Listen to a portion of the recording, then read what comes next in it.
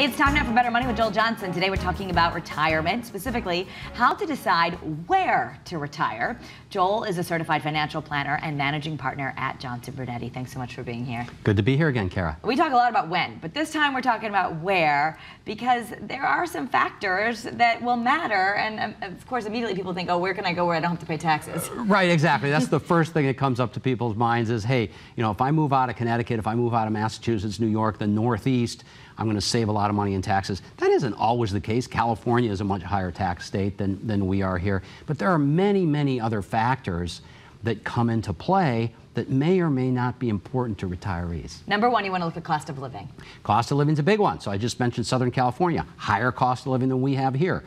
Florida, lower cost of living. What's the cost of living? And do you have to make a decision based on the cost of living? Sometimes people just say, well, I want to save money no matter where I go, but there's always a trade-off. And so is that something you need to do? Is that really important? If it's just something you want to do, that's one thing. If you need to do it, then it's probably a big factor, is moving somewhere where the cost of living is lower. And you have to consider your access to health care, where up here I would say this would be a win for Connecticut, right? A real win for Connecticut, again, for those states that I mentioned in the Northeast. Great health care, highly talented physicians and physicians' assistants and nurses and so on. So, you know, it's a real win for us up here, and that keeps some people here. And what about proximity to family and friends? You got to factor that in, right? This is the really big deal, right? And so many clients that we have, you know, thousands of households that we serve, a good many retirees stay here because this is where the kids are, this is where the grandkids are.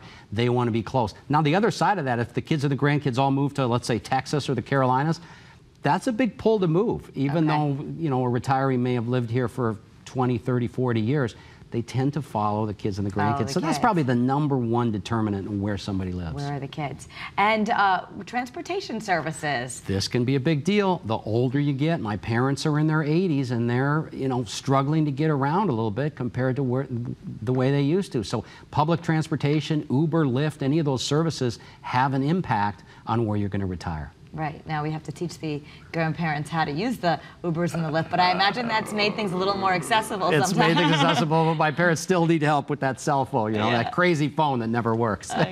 So you have an offer for people if you want to decode the factors that you should be considering. It's the factors to consider when deciding where to retire, and it's a booklet here that everyone can get for free. Right, 20 different factors. Let us know you want it. We'll send it right out to you. It's a great resource. It's got all the things that you would want to consider, from what we talked about earlier, taxes, cost of living, being near family, all of those things that you want to research before you make a decision. Don't make a rash decision about where to retire. And to get that for free, all you have to do is go to bettermoneytv.com and you can download Joel's offer right there.